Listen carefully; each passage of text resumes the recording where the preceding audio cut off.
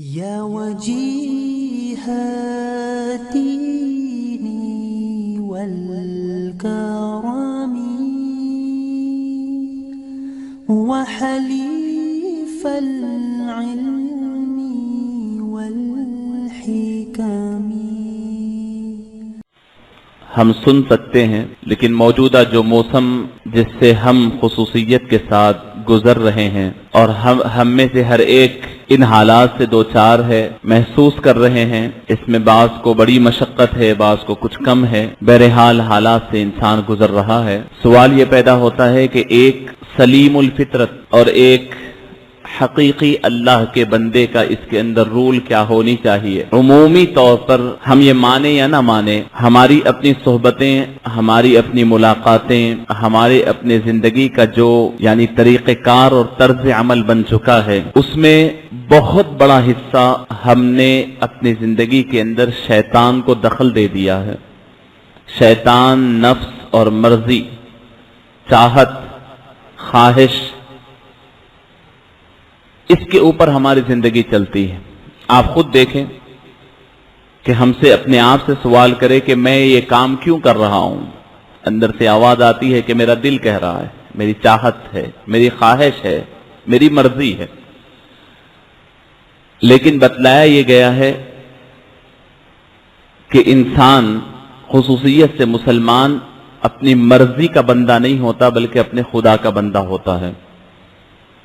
یہ مرضی کی بندگی، خواہش کی بندگی، نفس کی بندگی اور شیطان کی بندگی اور اس کی اطاعت کرتے کرتے ہماری طبیعت اپنے رب سے اتنی دور ہو چکی ہے کہ پتہ نہیں پروردگار کا کوئی بھی فیصلہ ہو، چند لمحوں میں ہم اس سے اکتا جاتے ہیں اور اس سے بیزار آنا شروع ہو جاتے ہیں. باوجود یہ کہ اگر ہم غور کریں تو اس پروردگار سے زیادہ نہ ہم سے کوئی محبت کرتا ہے، نہ ہماری ضروریات کو کوئی جانتا ہے.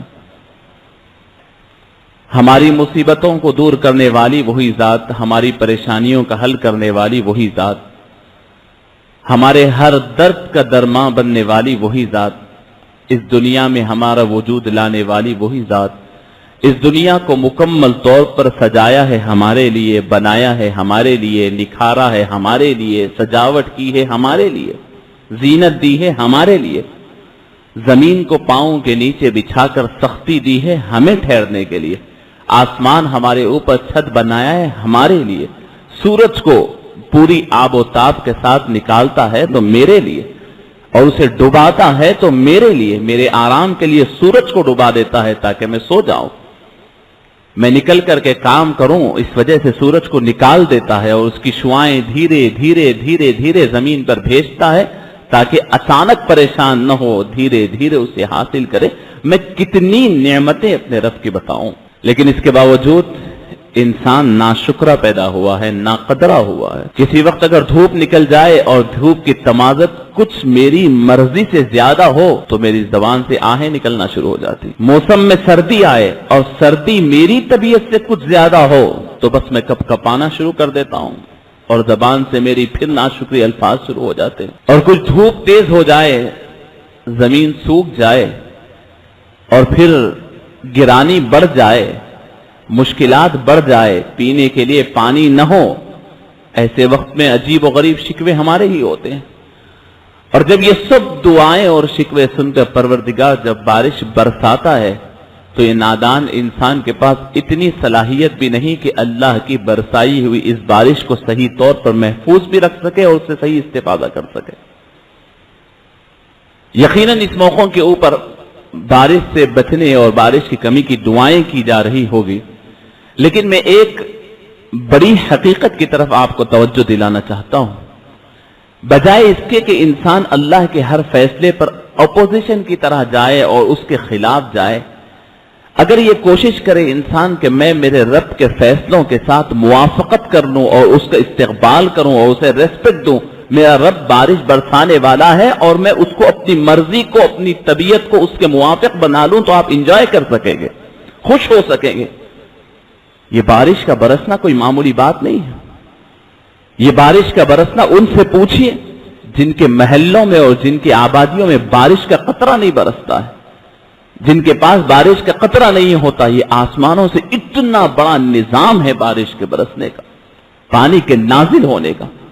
मैं और आप सिर्फ परेशान इसलिए है कि हमने पहले से प्लानिंग नहीं की है, मौसम की प्लानिंग नहीं की है। हमने अपने तबीयतों को यही बनाया है कि आज मेरा ये काम हो जाए तो अच्छा, कल उनका ये काम हो जाए तो अच्छा, मैं न भीगा तो बेहतर है, वो न भीगे तो बेहतर है। लेकिन ये कभी नहीं सोचे कि ये पूरा निजाम आलम है, दुनिया का निजाम है, अल्लाह की मर्जी है, अल्लाह रब्बुल इज्जत निजाम चला रहे हैं। मैं और आप आज की बारिश के रुकने की दुआएं करते हैं और फिर कल जब कहत साली होते हैं तो गिड़गिड़ाते हैं, रोते हैं कि मौला भूखे मर रहे हैं, जानवर मर रहे हैं, गिरानी बढ़ रही है। तो बजाय इसके कि खुदाए बुजुर्गों बरतर के नाजिल करदा किसी भी, चाहे आपको समझ में आए या ना आए, एक होती है बंदे की मर्जी, एक होती है खुदा की मर्जी। एक होती है बंदे की मर्जी, एक होती है खुदा की मर्जी। हर बंदे के पास उसकी एक मर्जी, उसकी एक चाहत, उसका एक प्लान, उसका एक अपना मंसूबा होता है। मेरी अपना एक मंसूबा है कि मैं नमाज होगी तो नमाज के बाद एक जगह जाऊंगा, उसके बाद फला काम करूंगा, फला काम करूंगा, एक प्लान है। आपका भी एक होता है। और वैसे ही जैसे आपका प्लान है वैसे ही खुदा का प्लान भी, वैसे ही अल्लाह का भी प्लान है मेरे बारे में, आपके बारे में, सबके बारे में। मेरा प्लान यह है कि मैं नमाज होगी तो घर जाऊंगा, वहां से फला काम के लिए फला जगह जाऊंगा, फला जगह जाऊंगा, फला जगह जाऊंगा, रात तमार में ये काम है, उस वक्त आऊंगा, आराम करूंगा। ये मेरा अपना बनाया हुआ प्लान। और मेरे बारे में मेरे रब का भी एक प्लान है। सवाल यह है कि मेरा प्लान कामयाब होगा या मेरे रब का प्लान कामयाब होगा। बंदा परेशान होता है उस वक्त, बंदा परेशान होता है उस वक्त जब उसका प्लान कामयाब न हो, उसके प्लान में कुछ फर्क आ जाए तो परेशान हो जाता है। हैबत होती है, परेशानी उसे होती है, उसके मिजाज में बेचैनी आती है, लोगों से कहते फिरता है कि मुसीबत आ पड़ी है, परेशानियों में जिंदगी गुजर रही है, मुसीबतों में पड़ा हुआ हूं। अरे क्या मुसीबत है? वो तमाम मुसीबतों का अगर खुलासा बोलूं तो यही कि मैंने जो सोचा था वो नहीं हुआ। मैं यहां से निकलकर अपने ऑफिस को जाने का इरादा किया था, न जा सका, इस वजह से परेशान। मैं फला मकाम से निकलकर फला मकाम जाना चाहता था, वो नहीं हुआ, इस वजह से परेशान हूं। जबकि बंदे को यह मानकर चलनी है कि इस दुनिया में तेरी नहीं तेरे रब की मर्जी चलने वाली है। दुनिया हमारी जागीर नहीं, ये जमीन खुदा की है, ये आसमान खुदा का है, ये पूरी मिल्कियत खुदा की है। अगर मैं चाहूं कि मेरी मर्जी हो तो मेरी मर्जी नहीं होगी, मेरे रब की मर्जी होगी। मैं मरते दम तक ये चाहूं कि मेरी जिंदगी मेरी मंशा के मुताबिक चले तो कभी नहीं होगी, मरते दम तक मैं परेशान रहूंगा। इसके बरखिलाफ मेरे लिए आसान नुस्खा है खुश रहने का, इस जिंदगी से यानी बेहतरीन जिंदगी गुजारने का, हंसी और खुशी की जिंदगी गुजारने का, इसे एंजॉय करने का मुझे मौका है। कब? जब मैं अपनी मर्जी को मेरे रब की मर्जी में मिला दूं तो मुझे मालूम होगा कि हर काम अच्छा हो रहा है, हर काम मेरी मर्जी का हो रहा है। और यही जिंदगी गुजारने का गुर है, यही जिंदगी गुजारने का सलीका है, यही जिंदगी गुजारने की असलियत है। मैं अपना एक प्लान रखता हूं, जरूर रखना भी चाहिए, लेकिन यह मुझे यकीन नहीं होनी चाहिए कि मेरा प्लान हरफ आखिर है, इसके बाद कुछ नहीं होगा। नहीं, यह मेरा अपना प्लान है। मेरा होता यही है, दुनिया में कामयाबी और नाकामी, मुसीबत और राहत जो आपको समझ में आती है ना, उसका दो लफ्जों में खुलासा बोलता हूं, जहन में रख ले, आपकी जिंदगी तमाम पैदा होगा। यही जो आपका प्लान है, यही जो रब का प्लान। जब आपका प्लान रब के प्लान से मैच हो जाता है ना, मिल जाता है, तो आपको दिखता है कि मैं कामयाब हो गया। होना तो रब का प्लान ही होगा यहां पर, आपका नहीं होगा, लेकिन आपका जहन, आपका प्लान खुदा की तकदीर से, खुदा की मर्जी से मैच हो जाता है, तो आप कहते हैं मैं कामयाब हो गया। اور کہیں آپ کا بنایا ہوا پلان خدا کی تقدیر اور اس کی مرضی سے کچھ اگر مخالف ہوتا ہے تو آپ سمجھتے ہیں میں ناکام ہو گیا. اس دنیا میں کامیابی اور ناکامی کچھ نہیں ہے. آپ کچھ چاہ کر کے قدم آگے بڑھاتے ہیں, وہ چیز آپ کے ہاتھ آ گئی تو آپ کہتے ہیں کامیاب ہے. دراصل وہ آپ کو ملنے ہی والی تھی, وہ آپ کے رب نے آپ کی تقدیر میں لکھ چکا تھا. مقصد یہ ہے کہ اللہ رب العزت سے حسن ظن پیدا کرے. اللہ رب العزت سے حسن ظن پیدا کرے کہ یہ رب جو کچھ کر رہا ہے میری خاطر کر رہا ہے, میری ضرورت کی خاطر کر رہا ہے. مجھے آج دکھ رہا ہے, کل کا پتہ مجھے نہیں ہے. مجھے یہ معلوم ہے کہ آج میری کیا ضرورت ہے, لیکن میرے رب کی ذمہ داری ہے وہ کو آئندہ سالوں سالوں تک تمہاری ذمہ داری رب کے اوپر ہے. تم تو آج کچھ کہیں گے اور کل کچھ کہیں گے, آج کچھ مانگیں گے کل کچھ مانگیں گے. تو بہتر انسان وہ ہے جو خدا کی مرضی سے خوش ہو, خدا کے لائے ہوئے منصوبے سے خوش ہو,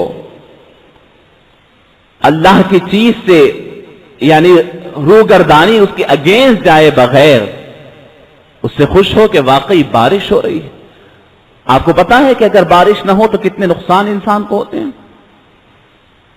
اگر یہ دھوپ نہ نکلے, جو گرما کی سخت ترین دھوپ اللہ دیتے ہیں جس میں ہمارے گرمی کی وجہ سے پسینہ ٹپکتا ہے, ہمیں پریشانی ہوتی ہے. پتا ہے کہ اگر اتنا گرمی کا موسم آپ کو زمین کو نہ ملے, وہ گرمی کی تپش اگر نہ ملے تو آپ کا کیا حال ہوگا. یہ سورج نکلتا ہے میرے لیے, ڈوبتا ہے میرے لیے, یہ بارش برس رہی ہے میرے لیے اور یہ رکتی ہے میرے لیے. مجھے اگر یہ یقین ہو جائے کہ یہ میرا ہے تو میں بجائے گلے اور شکوے کرنے کے میں اس کی تیاری کرتا ہوں, اس کے لیے استقبال کرتا ہوں, خوش ہوتا ہوں. تو اللہ رب العزت نے قرآن پاک میں یہ بارش اور اس کے موسم اور اس کے نازل ہونے کے انعام کو مختلف انداز میں اللہ رب العزت نے بیان فرمایا. ملاحظہ فرمائے اللہ رب العزت پانی کی جو اہمیت بیان فرماتے ہیں, ارشاد فرماتے ہیں وَجَعَلْنَا مِنَ الْمَاءِ كُلَّ شَيْءٍ حَيٍّ أَفَلَا تُؤْمِنُونَ. ہم نے ہر زندہ چیز جس کے اندر حرکت ہے, ہر زندہ چیز کو ہم نے پانی سے پیدا کیا.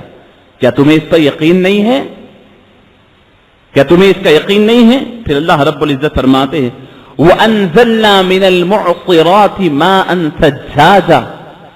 معصرات یعنی نچوڑے ہوئے, معصرات کہتے ہیں. یہ معصرات اصل میں عصیر کہتے ہیں, نچوڑ کو, جوس کو کہتے ہیں عربی زبان میں عصیر.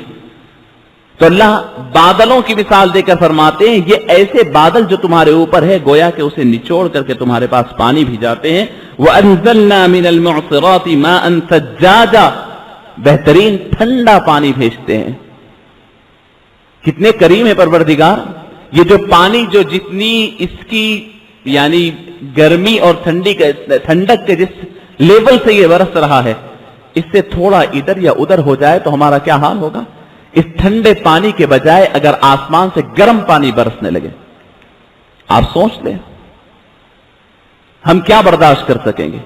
اللہ رب العزت فرماتے ہیں وَأَنزَلْنَا مِنَ الْمُعْصِرَاتِ مَاءً ثَجَّاجًا لِنُخْرِجَ بِهِ حَبًّا وَنَبَاتًا. کیوں یہ بارش نازل اس لیے کرتے ہیں تاکہ اس سے تمہارے جو بوئے ہوئے تمہارے بیج ہے, تمہارے مول کے زمین کے اندر جو ہے نباتات وہ پیدا ہو. اللہ رب العزت اور ایک جگہ فرماتے ہیں وَتَرَى الْأَرْضَ حَامِدَةً. ہم زمین کو دیکھ رہے تھے کہ زمین برباد ہو رہی تھی, ٹوٹ رہی تھی, پھوٹ رہی تھی, سوکھ گئی تھی, مر گئی تھی. فَأَنزَلْنَا عَلَيْهَا مِنَ الْمَاءِ. تو ہم نے اس کے اوپر پانی نازل کیا. تو یہ پانی زندگی دیتا ہے. وہ زمین اہتزت, یہ زمین کے اندر حرکت آئی. وَرَبَتْ, اور اس کے اندر سے سرسبزی اور شادابی نکلی. وَأَنبَتَتْ, اور پورے مولکے اور تمام جھاڑ چیزیں, ہر چیزیں تمہارے لیے اللہ رب العزت نے یہ بارش کے ذریعے نازل فرمایا. تو عزیزان گرامی, اللہ رب العزت نے بارش کے جو نظم رکھا تھوڑا اب غور فرمائے. یہ موقع ہوتا ہے اللہ کی شان کو پہچاننے کا. آسمان کو دیکھیں, مولا اتنا پانی کا ذخیرہ آخر کہاں ہے جو آپ اتنا برسا رہے ہیں, ہمیں زمین میں رکھنے جگہ نہیں. کیسا نظم اللہ نے فرمایا قرآن میں. اللہ نے اس لیے فرمایا کہ وہ انزلنا, اللہ رب العزت قرآن میں فرماتے ہیں کہ ہر چیز کو اس کے مقدار میں اللہ رب العزت نے نازل فرما دی. جتنی آپ کو ضرورت ہے اللہ نے نازل کر دی ہے. یہ زمین ہے, زمین کے اندر پانی کا جتنا حصہ ہونا ہے اللہ نے نازل فرما دیا. تقریباً یہ پوری دنیا میں 3 حصے پانی رکھا اور 1 حصہ زمین رکھا. یہ پانی پہلے نازل ہو چکا ہے, یہ پانی پیدا نہیں ہوتا, ہو چکا ہے. اللہ نے پوری قیامت تک جتنی انسانیت ہے ان کو استعمال ہونے والا پورا پانی اللہ نے زمین میں رکھ دیا. پھر اب یہ نازل ہونے والا پانی کیا ہے؟ لاکھوں سال سے دنیا میں پانی محفوظ ہے, اس کو اس کے انداز میں محفوظ کیا. سمندروں میں پانی محفوظ ہے. کبھی سمندر کا پانی آپ چکھ کر دیکھیں اٹھا کر, سمندر کا پانی کیسے ہوتا. آپ منہ میں پانی پکڑ نہیں سکتے, اتنا تیز اور اتنا کھارا اور اتنا تیزابیت والا ہوتا. اور یہ بادل جو ہوتے ہیں آسمان کے, یہ سمندروں پر اترتے ہیں. ان کا کام یہی ہے سمندروں پر اترنا اور اپنے اندر پانی کو سمیٹنا اور لے کر کے اڑنا. یہ بادل اترتے ہیں سمندروں کے اوپر اور پھر وہی سمندر کا کھارا اور تیزابیت والا پانی لے کر کے اڑتے ہیں. یہ سمندر کے اندر پانی ہزاروں سال سے انتظار میں ہے انسانوں پر برسنے کے لیے. سمندر میں اللہ نے میٹھا پانی کیوں نہیں رکھا؟ سمندر میں تیزابیت والا کھارا پانی کیوں ہوتا ہے؟ اس لیے ہوتا ہے کہ میٹھے پانی کو آپ رکھ کر کے دیکھیں تھوڑی دن کے اندر خراب ہو جاتا ہے, اس میں کیڑے پڑ جاتے ہیں, اس کے اندر ایک قسم کا تعفن آ جاتا ہے. یہ پانی کے اندر تیزابیت اللہ نے رکھی ہے. یہ پانی کا محفوظ پانی رہتا ہے, اپنی کیفیت میں برقرار رہتا ہے, اس کے گاڑا نہیں ہو جاتا, اس کی سیلانیت برقرار رہتی ہے. اس کو اتنا کھارا اللہ نے بنایا ہے کہ یہ خراب نہیں ہوتا. لیکن اب انسان وہ پانی کو استعمال بھی نہیں کر سکتا جب تک کہ وہ میٹھا نہ ہو. تو یہ آسمان سے بادل آپ کے سمندروں پر اترتے ہیں, اپنے اندر پانی اٹھاتے ہیں, لے جا کر اللہ رب العزت ایسا نظم فرمایا ہے کہ ایسا فلٹر وہاں پر ہے, اس طریقے سے وہ پیوریفائی ہوتا ہے کہ اب وہ کھارا پانی میٹھا ہو جاتا ہے. سمندر سے پانی لے کر کے آپ استعمال کریں تو بیمار ہو جائیں گے, صحت بگڑ جائے گی. لیکن یہ بادل جب اٹھاتے ہیں تو اسے صاف و شفاف کر دیتے ہیں اور اس کے بعد اللہ حکم دیتے ہیں کہ چلو. یہ بادلوں کو فرماتے ہیں کہ فلاں بستی پر چلو, فلاں بستی پر چلو, فلاں بستی پر چلو. قرآن کہتا ہے کہ اس کے لیے اللہ نے فرشتوں کو مقرر کیا ہے. یہ فرشتے ان بادلوں کو ڈھکیلتے ڈھکیلتے ان بستیوں پر لے جاتے ہیں جہاں اللہ کو برسانا منظور ہوتا ہے. وہ بستیوں پر, وہ کھیتوں پر, وہ سمندروں پر, وہ تالابوں پر, وہ نہروں کے اوپر اللہ لے جا کر کے برساتے ہیں, ان بستیوں کے اوپر بھی برساتے. اور کیا فرمایا؟ وَأَنزَلْنَا مِنَ السَّمَاءِ مَاءً لِيُطَهِّرَكُمْ بِهِ. ہم آسمان سے پانی اس لیے برساتے ہیں کہ وہ تمہیں صاف اور شفاف کر دے. کتنا دھو سکتے ہو تم روڈوں کو, بستیوں کو, آبادیوں کو, کتنی صفائی کر سکتے ہیں. یہ خدا کی برسات آتی ہے بڑی تیزی کے ساتھ, پورے بیماریوں کو, تعفن کو, ہر چیز کو بڑی تیزی سے بہا لے جاتی ہے. کاش ہم اس کو محسوس کر سکیں اور اس کا صحیح فائدہ اٹھا سکیں. اللہ رب العزت یہ صاف و شفاف پانی برسا رہے ہیں. آپ تصور کریں کہ وہی سمندر کا تیزابیت والا اگر کھارا پانی برس جائے تو کیا کریں؟ کتنا اللہ کا کنٹرول ہے. ایسا پانی آپ صاف اور شفاف بہترین میٹھا پانی برسا رہے ہیں. کہیں اس پانی کے اندر کسی قسم کے جراثیم آ جائے یا کیڑے والا پانی برس جائے, یہ بھی ممکن ہے نا. لیکن کبھی آپ نے سنا ہے؟ کتنا نظم اللہ فرماتے ہیں. انسان کو احساس چاہیے کہ رب العالمین کتنا بڑا نظم فرماتے ہیں. اور یہ فرمایا اللہ رب العالمین وَيُنَزِّلُ عَلَيْكُم مِّنَ السَّمَاءِ مَاءً لِيُطَهِّرَكُم بِهِ. ہم نے آسمان سے تمہارے اوپر پانی تمہیں پاک کرنے کے لیے, صاف کرنے کے لیے, شفاف کرنے کے لیے نازل کرتے ہیں.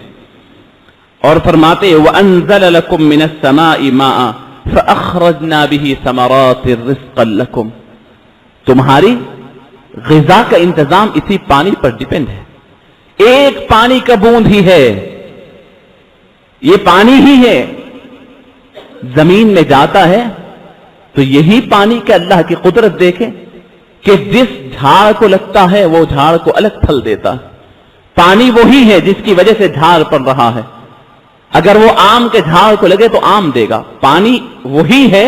ایک پھل کے اندر آم کا مزہ, کسی میں جام کا مزہ, کسی میں انار کا مزہ, کسی میں کسی چیز کا مزہ. اللہ فرماتے ہیں دیکھو ملنے والے لکوڈ تو سب کو سیم ہے لیکن مزے سب کے جدا جدا ہے. اللہ رب العزت فرماتے ہیں وَأَرْسَلْنَا الرِّيَاحَ لَوَاقِحَ فَأَنزَلْنَا مِنَ السَّمَاءِ مَاءً فَأَسْقَيْنَاكُمُوهُ وَمَا أَنْتُمْ لَهُ بِخَازِنِينَ. جو ہمارا آج کا مسئلہ ہے وہ اللہ نے بیان فرمایا.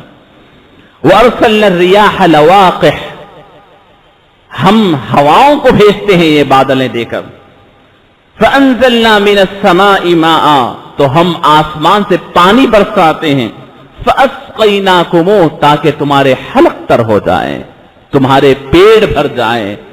وما انتم لہو بخازنین, لیکن تمہارا یہ معاملہ ہے کہ تم اس کو جمع کر کے بھی نہیں رکھ سکتے, تم اسے محفوظ بھی نہیں رکھ سکتے.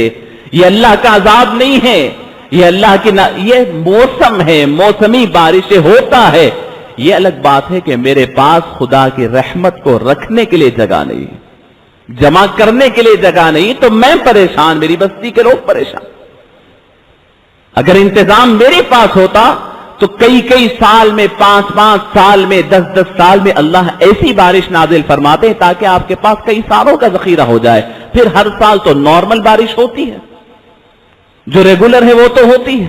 یہ 5 10 سال میں اللہ بندے پر ظلم نہیں فرماتے, یہ بندہ اپنے آپ سے ظلم کرتا ہے. اللہ فرماتے ہیں وَهُوَ الَّذِي أَنزَلَ مِنَ السَّمَاءِ مَاءً لَكُم مِّنْهُ شَرَابٌ وَمِنْهُ شَجَرٌ فِيهِ تُسِيمُونَ. وہی ذات عالی ہے جو آسمان سے پانی نازل فرماتا ہے, تمہارے لیے نازل فرماتا ہے. انزلنا من السماء ماء لکم, تمہاری خاطر نازل فرماتا ہے, کچھ اور نہیں. منہ شراب, اسی سے تمہارا پینا ہے. ومنہ شجر, اور اسی سے تمہارے درخت ہے. اور ایک جگہ فرماتے اللہ رب العزت وَهُوَ الَّذِي أَنزَلَ مِنَ السَّمَاءِ مَاءً لَكُم مِّنْهُ شَرَابٌ وَمِنْهُ شَجَرٌ فِيهِ تُسِيمُونَ. اور ایک جگہ فرماتے ہیں وَضَرَبَ لَهُم مَثَلَ الْحَيَاةِ الدُّنْيَا كَمَاءٍ أَنزَلْنَاهُ مِنَ السَّمَاءِ فَاخْتَلَطَ بِهِ نَبَاتُ الْأَرْضِ. انسان کی زندگی کی مثال دے کر رب العالمین فرماتے ہیں کہ دنیا کی مثال ایسی ہے جیسے آسمان سے پانی نازل ہوتا ہے, اور یہ پانی جب زمین میں آتا ہے, زمین میں آ کر کے اس کے ذریعے ایک ہری بھری یعنی سرسبزی اور شادابی آتی ہے, اور اس کے بعد انسان اپنی ضرورتوں کے مطابق اسے استعمال کرتا ہے. اور پھر ہوائیں چلتی ہے تو وہ جتنی کھیتی باڑی تھی وہ ختم ہو جاتی ہے. انسان کی زندگی کی مثال بھی ایسی ہی کھیتی کی طرح ہے, ایک کھیتی آئے گی اور دوسری جائے گی, ایک آئے گی اور دوسری جائے گی. یہی حال انسان کی زندگی کا ہے. پھر اللہ رب العزت فرماتے ہیں وَأَنزَلْنَا مِنَ السَّمَاءِ مَاءً بِقَدَرٍ فَسَلَكْنَاهُ فِي الْأَرْضِ وَإِنَّا عَلَى ذَهَابٍ بِهِ لَقَادِرُونَ. یہ بہت بڑی بات اللہ نے فرمایا, جو میں نے پہلے ذکر کیا کہ اللہ پورے زمین کے اوپر انسان کی ضرورت کے مطابق پانی نازل کر چکے ہیں. فرمایا وَأَنزَلْنَا مِنَ السَّمَاءِ مَاءً, ہم نے آسمان سے پانی نازل کیا ہے بِقَدَرٍ, جتنی لمٹ ہے اتنا نازل کیا, اور فَسَلَكْنَاهُ فِي الْأَرْضِ, اور اسے زمین میں جاری کر دیا. کھارے پانی سمندر میں ہے, آسمان سے نازل ہونے والا یہ پانی نالوں میں, ندیوں میں, تالابوں میں, کنٹوں میں, بولیوں میں, یہ تمام میں جمع. پھر زمین جو جذب کرتی ہے وہ آپ کے بولیوں کے لیے, آپ کے بوریوں کے لیے جمع. اللہ نے بڑا نظم فرمایا اس پانی کا, جو بڑی آسانی سے ہمیں مہیا ہوتے ہیں. اور کیا فرمایا, ایک جملہ اور فرمایا, جتنے اہتمام سے ہم نازل کرتے ہیں نا, وَإِنَّا عَلَى ذَهَابٍ بِهِ لَقَادِرُونَ, اسے 1 منٹ میں ختم کرنے پر بھی ہم قدرت رکھتے ہیں. تمہاری پوری زمین سے پانی کو ختم کر سکتے ہیں, ہر ایک سے 1 لمحے میں پانی کو ختم کر سکتے ہیں. آج سے 2 مہینے پہلے, 3 مہینے کے حالات آپ خود غور کر لیں, صرف 2 مہینے پہلے گراؤنڈ لیول واٹر پورا ختم ہو چکا تھا. لوگ پریشان تھے, کہ پانی بورویل کتنے 100 فیٹ اندر ڈالنے کے باوجود پانی نہیں آتا تھا. اللہ ایسی قدرت کی نشانیاں بتا کر بتلاتے ہیں کہ میری قدرت پر یقین رکھو. اور اللہ رب العزت اس طریقے سے قرآن پاک میں کئی ایک آیات کریمہ ہے. مختصر انداز یہ ہے کہ ہم اپنے آپ کو عادت ڈالے کہ مولا آپ جو فرماتے ہیں ہمارے لیے فرماتے ہیں. کچھ غلطیاں ہیں تو وہ ہماری ہے کہ ہم نے آپ کی رحمت کو سمیٹنے کا انتظام نہیں کر لیا. تو آپ اس سے خوش ہوں گے. ضرور بہت ساروں کے پلانز، بہت ساروں کے پروگرامز، بہت ساروں کے تقریبات متاثر ہو رہے ہوں گے، لیکن یہ آپ کی اپنی مرضی تھی. خدا عز و جل پوری کائنات کو دیکھتے ہیں، پوری مخلوق کو دیکھتے ہیں. تو خدا عز و جل سے حسن ظن، اللہ رب العزت سے اچھا تعلق. جب بارش کا ذکر ہوا تو ایک چھوٹا واقعہ نبی پاک صلی اللہ علیہ وسلم کی حیات طیبہ کا سماعت فرما لے. میں اپنی بات کو ختم کرتا ہوں. اللہ کے نبی صلی اللہ علیہ وسلم ایک مرتبہ مسجد نبوی میں ایسے ہی منبر شریف پر تقریر فرما رہے ہیں، خطبہ دے رہے ہیں. باب عمر سے، حضرت عمر کا جس جگہ مکان تھا اس مقام سے ایک صحابی اندر داخل ہوتے ہیں اور داخل ہو کر بیچ مجمع میں ٹھہر جاتے ہیں اور اپنے ہاتھ اٹھا کر اللہ کے نبی صلی اللہ علیہ وسلم سے کچھ کہنا چاہتے ہیں. نبی پاک صلی اللہ علیہ وسلم خاموش ہو گئے تو انہوں نے کہا کہ یا رسول اللہ، مدینے میں قحط سالیاں بہت بڑھ گئی ہیں. ہماری تمام یعنی جتنی ہماری زراعت تھی سوکھ گئی. چوپائے درندے بھی بھوکے پیاسے مر رہے ہیں.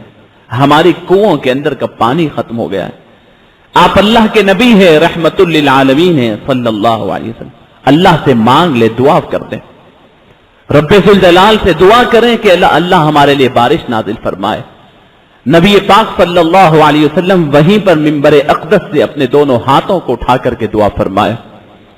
اور دعا فرمانا تھا کہ آپ منبر سے اترنے سے پہلے، صحابہ فرماتے ہیں کہ ہم مسجد میں داخل ہوئے تو بڑی چلچلاتی دھوپ تھی، اور جب ہم مسجد سے نکل رہے تو پتہ نہیں کہ آسمان سے بادل کہیں سے آئے اور اتنی بارش ہونے لگی کہ پھر دوسرا جمعہ آیا، مسلسل 8 روز تک بارش ہونے لگی. دوسرا جمعہ آیا تو پھر اللہ کے نبی صلی اللہ علیہ وسلم ویسے ہی منبر شریف پر ٹھہرے ہیں. پھر وہی صحابی اندر داخل ہوتے ہیں، پھر اپنے دونوں ہاتھ اٹھا کر کہتے ہیں یا رسول اللہ، اپنے کریم پروردگار سے فرما دیجئے کہ اب بس ہے یہ پانی، ہم اللہ کی رحمت کے زیادہ جمع کر بھی نہیں سکتے. اللہ سے دعا کر دیں کہ یہ پانی ہمارے لیے روک دیں، اللہ کی رحمت کو ہمارے سے یعنی یہ بارش روک دیں. نبی پاک صلی اللہ علیہ وسلم نے اس وقت ایک دعا فرمائی. وہ دعا آپ کو سکھا رہا ہوں، وہ اصل ہے. اللہ کے نبی صلی اللہ علیہ وسلم نے دعا یہ فرمائی، اردو میں یاد رکھے، پروردگار یہ بارش نازل فرمائیے لیکن ہمارے اطراف آبادیوں کے باہر نازل فرمائیے، تالابوں میں نازل فرمائیے، کنڈوں میں نازل فرمائیے. یہ دعا فرمائی. بس یہ دعا کرنا تھا. صحابہ فرماتے مسجد سے باہر نکلے تو ہمیں محسوس ہی نہیں ہوا کہ ابر ہمارے اوپر تھا، لیکن ہم دیکھ رہے تھے کہ یہ بالکل اللہ کے نبی صلی اللہ علیہ وسلم کی دعا کا اثر تھا کہ مدینے کی آبادیوں کے اندر مکمل طور پر صاف ہے آسمان، لیکن بارش آبادیوں کے باہر برس رہی ہے. تو دعا سکھایا، اللہم حوالینا ولا علینا، اے اللہ ہمارے آبادیوں میں اتنی بارش کافی ہے، آزو بازو آپ بارش نازل فرمائی، حوالینا ولا علینا. بہرحال عزیزان گرامی، آج کے اس موقع کے لحاظ سے تو چند ضروری، جیسے میں نے ابتدا میں ذکر کیا کہ موجودہ ملکی تناظر اور حالات کے مناسبت سے چند ضروری باتیں آپ سے کرنی تھی، لیکن یہ بارش کے موسم کے لحاظ سے میں نے بارش کے اوپر اور پانی اور اس کی اہمیت کے اوپر قرآن پاک کے حوالے سے چند باتیں ذکر کی. 2 منٹ آپ سے لینا چاہتا ہوں. موجودہ ملکی تناظر میں کئی جہاں پر حالات یعنی ہمارے لیے چیلنجز درپیش ہیں، اس میں 2 بڑی اہم چیزیں فی الوقت ہمارے پیش نظر ہیں. نمبر 1، جہاں پر آپ جانتے ہیں کہ اس دنیا کے اندر اللہ جسے چاہے حکومت دیتا ہے اور جسے چاہے چھینتا ہے، اس کے اندر اللہ کی بڑی مصلحت ہوتی. تو موجودہ حکومتیں جو ہندوستان میں چل رہی ہے وہ مسلمانوں کی واقعی کوئی ہمدرد نہیں ہے، وہ کوئی محبت کرنے والی نہیں. ان کی اپنا ایک پلان ہے ان کی زندگی کا. اس لحاظ سے 2016 ایجوکیشن پلان انہوں نے لانچ کیا ہے، انہوں نے جاری کیا ہے، انٹروڈیوس کرایا ہے 2016 ایجوکیشن پلان. دانشوران ملت کا کہنا یہ ہے کہ وہ پلان مسلمانوں کے مستقبل کے لیے جو خاص طور پر ایجوکیٹڈ ہے، مسلمانوں میں تعلیم کے شوقین ہیں، جو بڑے بڑے کرسچن مشنریز اور بڑے بڑے اسکولز میں ایڈمیشن دلا کر کے پڑھانا چاہتے ہیں، وہ لوگ اس پلان کو ابھی سے نظر میں رکھیں اور اس کے جو نقصانات اور دور رس نتائج جو یہ لوگ اخذ کرنا چاہتے ہیں، مسلمان اس سے حتی المقدور اپنے آپ کو بچانے کی کوشش کریں۔ یہ تفصیلی طور پر اس کے مباحث آئندہ آئیں گے، اس کے لیے سیمینارز ہوں گے، جو کچھ بھی اس کے لیے ہوں گے۔ میں درخواست کرتا ہوں کہ یہ گوگل پہ جا کر اگر آپ سرچ کریں 2016 ایجوکیشن پلان، یہ RSS کی جانب سے بنایا ہوا ہے۔ ہر مسلمان جو جانتا ہے اسے پڑھ کر اپنے آپ کو اس سے کیسے محفوظ رکھ سکتا ہے، انفرادی طور پر یا اجتماعی طور پر، اس کے اندر اپنے آپ کی فکر کرے۔ دوسرا اہم ترین مسئلہ جو سپریم کورٹ میں زیر دورہ ہے وہ کامن سول کوڈ، یکساں civil code, uniform civil code کا ہے۔ اس کے متعلق بھی بڑے بڑے کانفرنسز ہو رہی ہیں اور اس کے متعلق بھی اجتماعات ہو رہے ہیں، شعور بیداری مہم چل رہی ہے، اور ہر آدمی اپنے لیول پر ہر ذمہ دار قوم کا اپنے لیول پر کوشش کر رہا ہے۔ میری درخواست ہے آپ حضرات سے، ایک مختصراً، ہر آدمی اپنے لیول پر کوشش کر رہا ہے، لیکن میں ایک بات آپ سے کہہ دوں کہ امت محمدیہ کسی ایک خاص طبقے کی وجہ سے محفوظ نہیں ہے۔ شریعت اسلامیہ کی حفاظت کوئی امت کا خاص طبقہ نہیں کر سکتا۔ کامن سول کوڈ کا مطلب یہ ہے کہ ہندوستان میں ایسا قانون، سول قانون ایسی قائم کر دی جائے جس میں ہر ایک کا لا ایک ہی ہو، ہر ایک کی شادی کے مسائل ایک ہی ہو، نکاح طلاق کے مسائل ایک ہی ہو، یعنی مسلمان ہندو رواج کے مطابق یا جو بھی لا ہوگا اس کے مطابق شادی اور اپنے طلاق وغیرہ کرے۔ سوال یہ پیدا ہوتا ہے کہ آپ کو اس کی ضرورت کیوں پڑ رہی ہے؟ یہ بات ذہن نشین رکھیں کہ مسلمانوں کے تمام مسائل کے فیصلے اللہ نے کر دیے ہیں، اللہ کے رسول نے کر دیا ہے۔ اب ہمیں فیصلے دنیا سے کرانا نہیں ہے، ہمارے فیصلے خدا اس کے رسول نے کر دیے ہیں۔ اب ہمیں وہ فیصلے انہوں نے کیا کیا ہے وہ تلاش کرنی ہے، صرف اتنا ہی کام ہمیں۔ دنیا کی حقیر مفادات کی خاطر، اپنے مخالف کو ذلیل کرنے، اس کو تکلیف دینے کی خاطر ہم شریعت کی بات کو مانے بغیر فتوے حاصل کرنے کے بعد اگر عدالتوں کے کھٹکے مارتے رہیں گے تو پھر سوچئے کہ ہمارے مستقبل اور ہماری تقدیریں انہی لوگوں کے ہاتھوں میں لٹکتی رہے گی، وہ ہمیں ڈراتے رہیں گے، پریشان کرتے رہیں گے۔ سنیں، یہ یکساں سول کوڈ کا مسئلے کا حل یہی ہے کہ امت مسلمہ جاگ جائے اور اپنی شریعت کی آپ حفاظت کرے۔ خواہشات کی پیروی کرنے والوں کو عدالتوں کے دروازے کھٹکھٹانی پڑتی ہے، اور جو اللہ اس کے رسول کی مانتے ہیں، تقدیر پر بھروسہ کرتے ہیں، وہ اللہ اس کے رسول کے فیصلے کو مان کر، چاہے ان کے حق میں سمجھ میں آئے یا نہ آئے، خود اپنی زندگی آپ گزارتے ہیں۔ ایسا بہت کچھ ہوا ہے، نہ عدالتیں آپ کو کچھ کر سکتی ہے، نہ کوئی آپ کو کچھ بگاڑ سکتا ہے، اگر آپ اللہ کا دامن مضبوطی سے پکڑیں۔ یہی خلاصہ ہے۔ یکساں سول کوڈ کی مخالفت کے لیے بہت ساری تنظیمیں کام کر رہی ہیں، اللہ ان کے کام میں مدد دے، لیکن ہم عوام یہ کر سکتے ہیں کہ اپنے آپ میں شعور بیدار کر اپنے فیصلوں کو اپنے علماء کے پاس حل کریں۔ یہ اس کا سب سے اہم ترین اور بنیادی طور پر یہ ہمارا مقصد حاصل ہوگا۔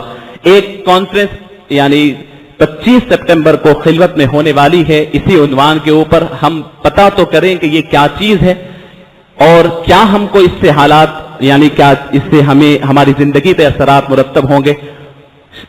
اپنی قوم کے بڑے بڑے رہنما اور قائدین وہاں پر جمع ہوں گے اور ضروری اس کے اوپر آپ کو ہدایات دیں گے۔ میری درخواست ہے کہ اس اہم مسئلے کو سننے اور اس کے بارے میں شعور بیدار ہونے کے لیے آپ حضرات ضرور شرکت فرمائیں اور استفادہ کریں اور اپنے شعور کو بیدار رکھیں۔ وآخر دعوانا الحمد للہ رب العالمین۔